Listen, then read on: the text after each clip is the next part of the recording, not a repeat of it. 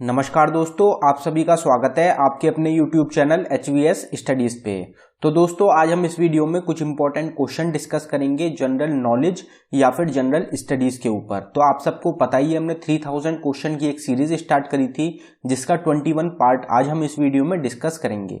इस वीडियो में जितने भी क्वेश्चंस होंगे सभी सेलेक्टेड क्वेश्चंस होंगे, रिपीटेड क्वेश्चंस होंगे जो कि पहले एग्जाम्स में पूछे जा चुके हैं। तो अगर आपको हमारी वीडियो पसंद आए तो हमारी वीडियो को लाइक करें, और अगर आपने अभी तक चैनल को सब्सक्राइब नहीं किया है तो आप हमारे चैनल को सब्सक्राइब कर लें।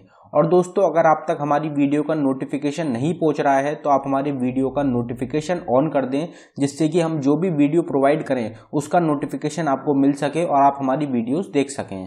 तो चलिए स्टार्ट कर लेते हैं हमारी वीडियो। देखते हैं हमारा पहला क्वेश्चन क्या है।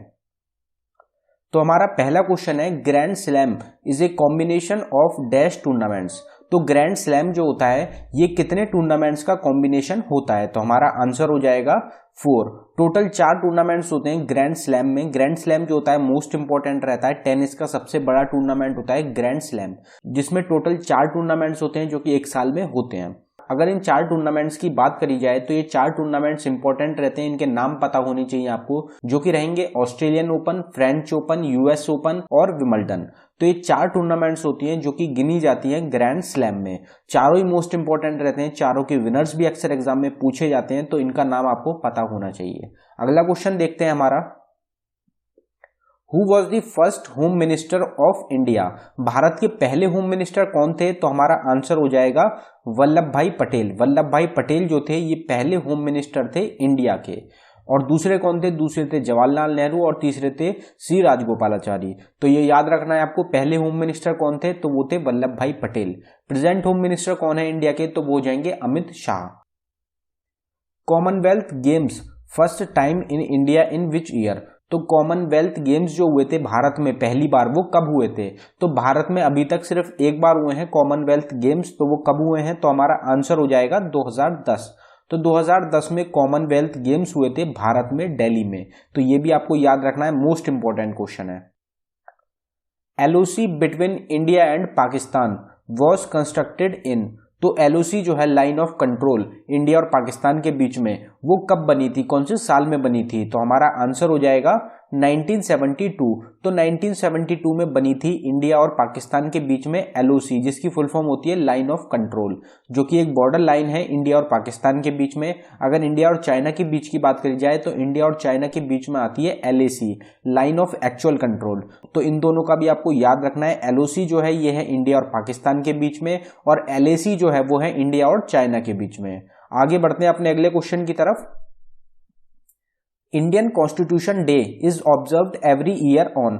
तो इंडियन कॉन्स्टिट्यूशन डे जो होता है वो हर साल कौन सी तारीख को ऑब्जर्व किया जाता है? तो हमारा आंसर हो जाएगा 26 नवंबर। तो हर साल 26 नवंबर को ऑब्जर्व किया जाता है Indian constitution day. Most important question है, डेज के ऊपर अक्सर एग्जाम में क्वेश्चन पूछे जाते हैं। 1 से 2 क्वेश्चन आपको जरूर मिलेंगे हर एग्जाम में। तो डेज जितने भी रहेंगे सभी इंपॉर्टेंट रहेंगे, सबके बारे में आपको पता होना चाहिए। अगला क्वेश्चन देखते हैं हमारा, which freedom fighter introduced western education? तो वेस्टर्न एजुकेशन जो इंट्रोड्यूस करी गई थी हिंदुस्तान में, वो कौन से फ्रीडम फाइटर के द्वारा करी गई थी? तो हमारा आंसर हो जाएगा राजा राम मोहन रॉय। तो राजा राम मोहन रॉय जो है इनके द्वारा इंट्रोड्यूस करा गया था वेस्टर्न एजुकेशन को इंडिया में, जो कि एक फ्रीडम फाइटर है।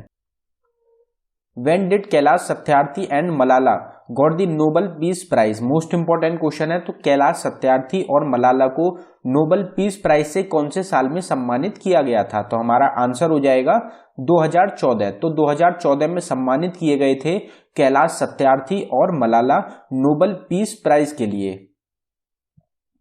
Highest grand slam winner male? तो सबसे ज्यादा ग्रैंड स्लैम जीतने वाले मेल व्यक्ति कौन है? तो हमारा आंसर हो जाएगा रॉजर फेडरर। तो रॉजर फेडरर जो है ये सबसे ज्यादा ग्रैंड स्लैम जीतने वाले व्यक्ति हैं मेल में प्रेजेंट टाइम के।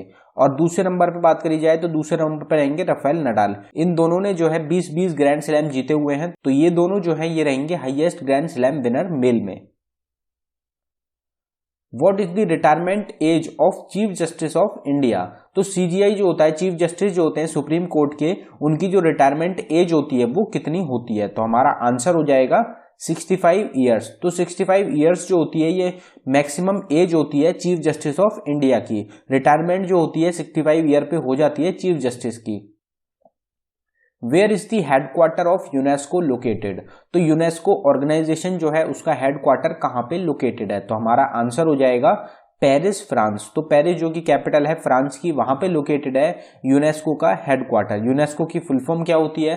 तो यूनेस्को की फुल फॉर्म होती है United Nations Educational, Scientific and Cultural Organisation. Reserve Bank of India was founded in which year? तो रिजर्व बैंक ऑफ इंडिया जो है वो कौन से साल में फाउंड हुआ था? तो हमारा आंसर हो जाएगा 1935 में। 1 अप्रैल 1935 को स्टैब्लिश हुआ था या फिर फाउंड हुआ था रिजर्व बैंक ऑफ इंडिया। अब अगर रिजर्व बैंक ऑफ इंडिया की बात करी जाए तो रिजर्व बैंक ऑफ इंडिया जब फाउंड हुआ था उस टाइम पे उसका जो हेडक्वार्टर था वो था कोलकाता, लेकिन उसके बाद 2 साल बाद 1937 में परमानेंट चेंज कर दिया गया था हेडक्वार्टर को मुंबई में। तो अब जो प्रेजेंट टाइम में हेडक्वार्टर है रिजर्व बैंक ऑफ इंडिया का वो रहेगा मुंबई, महाराष्ट्र में। तो ये आपको याद रखना है, इंपॉर्टेंट रहता है। ये पूछ लिया जाता है कि फॉर्मेशन के टाइम में रिजर्व बैंक ऑफ इंडिया का हेडक्वार्टर क्या था।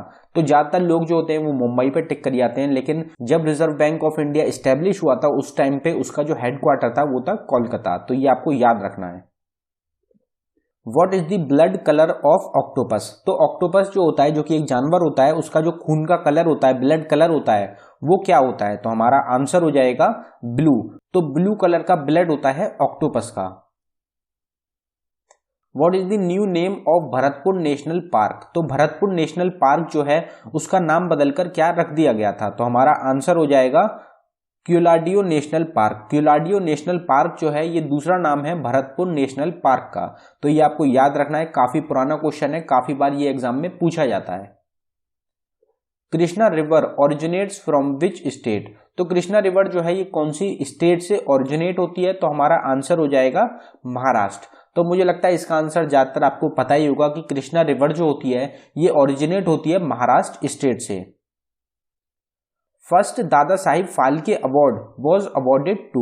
तो पहला दादा साहिब फाल्के अवार्ड जो दिया गया था वो किसको दिया गया था? तो हमारा आंसर हो जाएगा देविका रानी। देविका रानी जो है इनको सम्मानित किया गया था पहले दादा साहिब फाल्के अवार्ड से।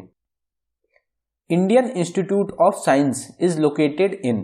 तो इंडियन इंस्टीट्यूट ऑफ साइंस जो है ये कहां पे लोकेटेड है? तो हमारा आंसर हो जाएगा कर्नाटका। तो कर्नाटका की जो कैपिटल रहेगी बेंगलुरु, वहां पे लोकेटेड है Indian institute of science. India के टॉप इंस्टीट्यूट्स में गिना जाता है इंडियन इंस्टीट्यूट ऑफ साइंस को। तो ये आपको याद रखना है, और साथ ही साथ वर्ल्ड के भी इंपॉर्टेंट इंस्टीट्यूट्स में गिना जाता है। तो ये आपको याद रखना है, इंपॉर्टेंट रहता है। Elephanta caves are situated in which state? तो एलिफेंटा केव्स जो है ये कौन सी स्टेट में है? तो हमारा आंसर हो जाएगा महाराष्ट्र। तो महाराष्ट्र स्टेट जो है वहां पे लोकेटेड है Elephanta caves. Which of the following is the oldest dam of India? India का सबसे पुराना डैम कौन सा है? तो हमारा आंसर हो जाएगा कलानिया डैम। तो कलानिया डैम जो है ये इंडिया का सबसे पुराना ओल्डेस्ट डैम है इंडिया का। Ethanol is obtained from? तो इथेनॉल जो पाया जाता है किससे पाया जाता है, किससे बनता है, फॉर्म होता है? तो हमारा आंसर हो जाएगा शुगर केन। तो शुगर केन जो होता है, गन्ने जो होते हैं उनसे बनाया जाता है, ऑब्टेन किया जाता है इथेनॉल को। When did Indian constitution came into amendment? तो इंडियन कॉन्स्टिट्यूशन जो है वो अमेंडमेंट में कब आया था? इंडियन कॉन्स्टिट्यूशन जो है वो लागू कब हुआ था? तो हमारा आंसर हो जाएगा 1951। तो 1951 में अमेंड हुआ था Indian constitution. By which constitutional amendment the voting age was reduced from 21 to 18 years? तो मुझे लगता है इसका आंसर ज्यादातर आपको पता ही होगा, काफी बार हम इस क्वेश्चन को डिस्कस कर चुके हैं अपने चैनल पे। तो कौन सा कॉन्स्टिट्यूशनल अमेंडमेंट एक्ट है जिसके द्वारा जो वोटिंग एज होती है उसको घटा दिया गया था 21 साल से 18 साल का? तो हमारा आंसर हो जाएगा 61 अमेंडमेंट एक्ट। तो 61st अमेंडमेंट एक्ट जो है इसके द्वारा जो वोटिंग एज है उसको 21 से 18 कर दिया गया था। Virupaksha temple is located in which state of India? तो विरूपाक्षा टेम्पल जो है ये इंडिया की कौन सी स्टेट में लोकेटेड है? तो हमारा आंसर हो जाएगा कर्नाटका। तो कर्नाटका जो स्टेट है वहां पे लोकेटेड है Virupaksha temple. Which monument is called as a dream in marble? तो as a dream in marble के नाम से कौन से मॉन्यूमेंट को जाना जाता है? तो हमारा आंसर हो जाएगा ताजमहल। तो ताजमहल जो है इसको अ ड्रीम इन मार्बल के नाम से भी जाना जाता है।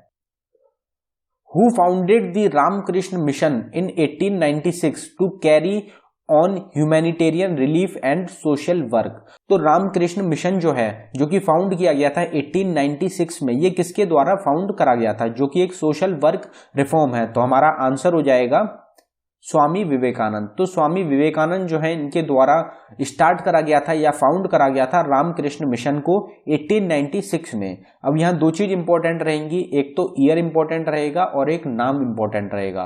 तो ये किसके द्वारा फाउंड करा गया था, तो वो हो जाएंगे स्वामी विवेकानंद। और कौन से साल में फाउंड करा गया था, तो वो हो जाएगा 1896। दोनों चीज आपको याद रखनी है।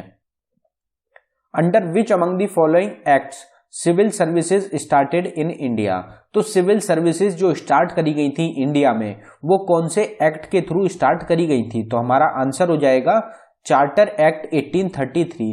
तो चार्टर एक्ट ऑफ 1833 जो है, इसके द्वारा स्टार्ट करी गई थी सिविल सर्विसेज इंडिया में।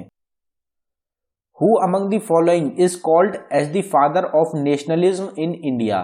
तो मुझे लगता है इसका आंसर ज्यादातर आपको पता ही होगा कि father of nationalism in India या फादर ऑफ इंडिया नेशनलिज्म किसको कहा जाता है। तो हमारा आंसर हो जाएगा राजा राम मोहन रॉय। तो राजा राम मोहन रॉय जो है, इनको फादर ऑफ नेशनलिज्म कहा जाता है इंडिया का।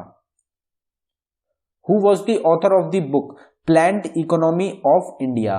तो प्लान्ड इकोनॉमी ऑफ इंडिया जो बुक है, इंपॉर्टेंट बुक है, ये किसके द्वारा लिखी गई है, तो हमारा आंसर हो जाएगा एम विश्वेश्वरैया। एम विश्वेश्वरैया जो है, इनके द्वारा बुक लिखी गई है, काफी फेमस बुक है, जो कि रहेगी planned economy of India.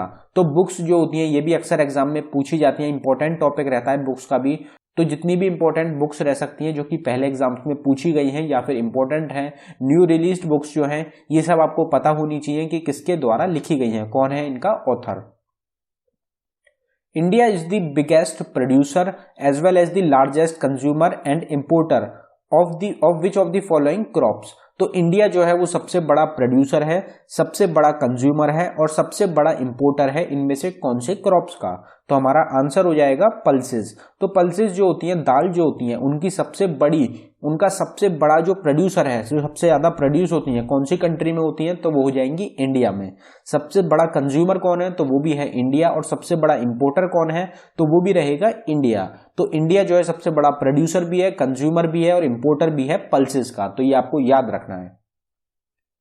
What is the capital of Nagaland. तो नागालैंड जो स्टेट है, उसकी कैपिटल क्या है, तो हमारा आंसर हो जाएगा कोहिमा। तो कोहिमा जो है, ये कैपिटल रहेगी नागालैंड स्टेट की। एक क्वेश्चन एग्जाम में इंपॉर्टेंट पूछा जाता है कि इंडिया की कौन सी स्टेट है जिसकी ऑफिशियल लैंग्वेज इंग्लिश है, तो आपका आंसर हो जाएगा नागालैंड। नागालैंड जो स्टेट है इंडिया की, इसकी जो ऑफिशियल लैंग्वेज है वो रहेगी English. What is the full form of NTPC. तो एनटीपीसी की फुल फॉर्म क्या होती है, इसका आंसर तो आपको पता ही होगा। तो हमारा आंसर हो जाएगा नेशनल थर्मल पावर कॉर्पोरेशन। तो नेशनल थर्मल पावर कॉर्पोरेशन जो होती है, ये फुल फॉर्म होती है एनटीपीसी की। तो दोस्तों, ये था हमारी वीडियो का आखिरी क्वेश्चन। अगर आपको हमारी वीडियो पसंद आई हो तो हमारी वीडियो को लाइक करें, और अगर आपने अभी तक चैनल को सब्सक्राइब नहीं किया है तो आप हमारे चैनल को सब्सक्राइब कर लें। धन्यवाद दोस्तों।